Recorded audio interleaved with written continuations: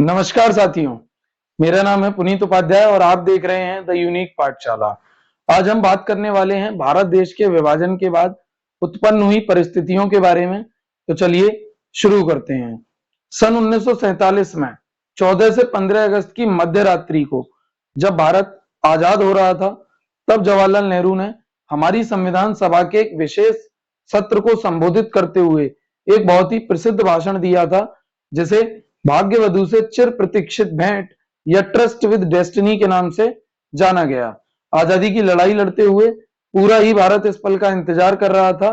साथ ही सभी लोग दो बातों पर पूरी तरीके से सहमत थे। पहली कि आजादी के बाद जो देश का शासन है वो लोकतांत्रिक आधार पर चलाया जाएगा, और दूसरा कि सरकार सबके भले के लिए काम करेगी, जिसमें गरीबों और पिछड़ों का विशेष ख्याल रखा जाएगा।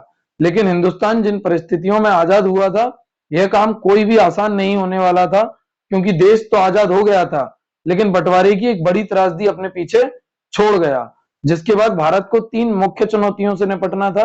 वो तीन मुख्य चुनौतियां कौन सी थी, देखते हैं।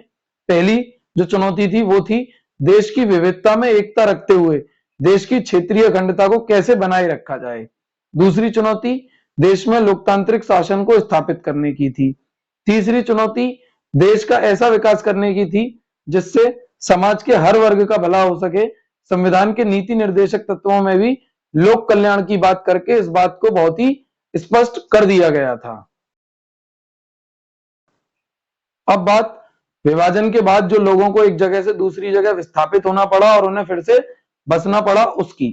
सबसे पहले 1947 में 14 से 15 अगस्त की मध्य रात्रि को दुनिया के नक्शे पर एक नहीं बल्कि दो देश अस्तित्व में आए, हिंदुस्तान और पाकिस्तान। ऐसा देश के बंटवारे के कारण हुआ था, जिसकी सबसे बड़ी जिम्मेदार मुस्लिम लीग पार्टी थी, जिसने द्विराष्ट्र सिद्धांत यानी टू नेशन थ्योरी की बात की थी, जिसके अनुसार हिंदुस्तान किसी एक धर्म का नहीं बल्कि हिंदू और मुसलमान नाम के दो धर्मों का देश था। इसी कारण मुस्लिम लीग ने मुसलमानों के लिए अलग देश पाकिस्तान की मांग की, जिसका कांग्रेस के द्वारा लगातार विरोध किया गया था। लेकिन आजादी का वक्त जैसे जैसे नजदीक आता गया, कांग्रेस ने मुस्लिम लीग की इस मांग को स्वीकार कर लिया। अब बात विभाजन की प्रक्रिया की, तो यह तय हुआ कि अब तक जिस जमीन के टुकड़े को इंडिया कहा जाता था, उसे अब भारत और पाकिस्तान नाम के दो देशों के रूप में बांट दिया जाएगा। यह बंटवारा जितना दर्दनाक होने वाला था, उससे कहीं ज्यादा कठिन इस बंटवारे को लागू करना था। तो यह माना गया कि जिन इलाकों में मुसलमानों की संख्या ज्यादा थी वे पाकिस्तान के हिस्से होंगे, और जिन इलाकों में हिंदुओं की संख्या ज्यादा थी वह हिंदुस्तान के हिस्से होंगे। लेकिन समस्या यह थी कि भारत में ऐसा कोई भी इलाका नहीं था जहां पर मुसलमान बहुसंख्यक हों। इसलिए जिन इलाकों में अन्य इलाकों की अपेक्षा मुस्लिमों की आबादी ज्यादा थी, उन्हें पाकिस्तान में शामिल करने की बात की गई, और इस तरह से पाकिस्तान में दो हिस्से शामिल हुए, एक भारत का पूर्वी भाग और दूसरा भारत का पश्चिमी भाग, और बाकी बचे हुए हिस्से को भारत कहा गया। ध्यान देने वाली बात यहां पर यह है कि ऐसा भी नहीं था कि हर मुस्लिम बहुल इलाका पाकिस्तान में शामिल होने के लिए तैयार था। जैसे पश्चिमोत्तर सीमांत प्रांत के नेता खान अब्दुल गफ्फार खान देश के बंटवारे के खिलाफ थे, लेकिन उनकी बात को अनदेखा कर दिया गया और पश्चिमोत्तर सीमांत प्रांत को पाकिस्तान में शामिल मान लिया गया। यहां पर सबसे अजीब बात यह थी कि देश 15 अगस्त 1947 को आजाद हो चुका था, और अभी तक बहुत से लोगों को यह नहीं पता था कि वह जहां मौजूद है वह इलाका हिंदुस्तान का हिस्सा है या पाकिस्तान का हिस्सा है, जिससे सबसे ज्यादा समस्या अल्पसंख्यकों को हुई। दोनों ही देश में मौजूद अल्पसंख्यकों को यह लगने लगा कि वह अपने घर में रहते हुए भी बेघर हो गए हैं, और इस तरीके से दोनों ही तरफ के अल्पसंख्यकों के ऊपर बहुसंख्यक समुदाय के द्वारा हमले होने लगे, और यह हिंसा इतनी विकराल हो गई कि इसमें कई हजार लोगों को अपनी जान गंवानी पड़ी और लाखों लोगों को अपने घरों को छोड़कर किसी दूसरी सुरक्षित जगह पर जाना पड़ा। अब बात करें विभाजन के परिणामों की, तो सन 1947 में एक बड़ी आबादी को एक जगह से दूसरी जगह जाना पड़ा। यह एक बिना प्लानिंग वाला स्थानांतरण था, जो कि त्रासदियों से भरा हुआ रहा। मानव इतिहास के सबसे बड़े स्थानांतरणों में से एक था। विभाजन के बाद एक समुदाय के लोगों ने दूसरे समुदाय के लोगों को बेरहमी से मारा। खासकर जिन इलाकों में हिंदू और सिख रहा करते थे वहां मुस्लिमों ने जाना छोड़ दिया, और जिन इलाकों में मुस्लिम रहा करते थे वहां पर हिंदू और सिखों ने जाना छोड़ दिया।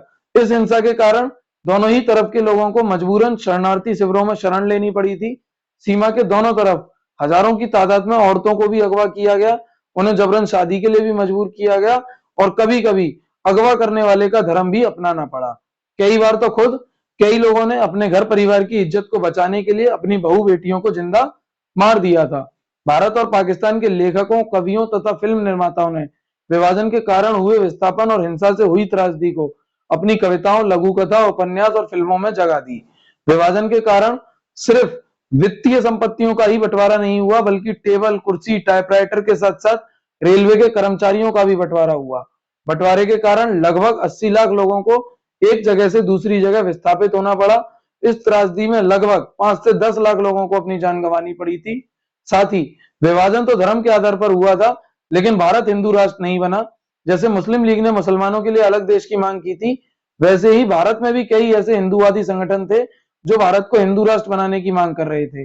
लेकिन भारत की सरकार ने उस समय के अधिकतर नेता जो थे, उन्होंने देश के सभी नागरिकों को समान दर्जा देने की बात की। उनका मानना था कि नागरिक चाहे किसी भी धर्म का हो, उनका दर्जा सभी नागरिकों के बराबर होना चाहिए और उनके इस विचार को भारत के संविधान में भी जगह दी गई और इस तरह से विभाजन के बाद भारत एक धर्मनिरपेक्ष राज्य बना।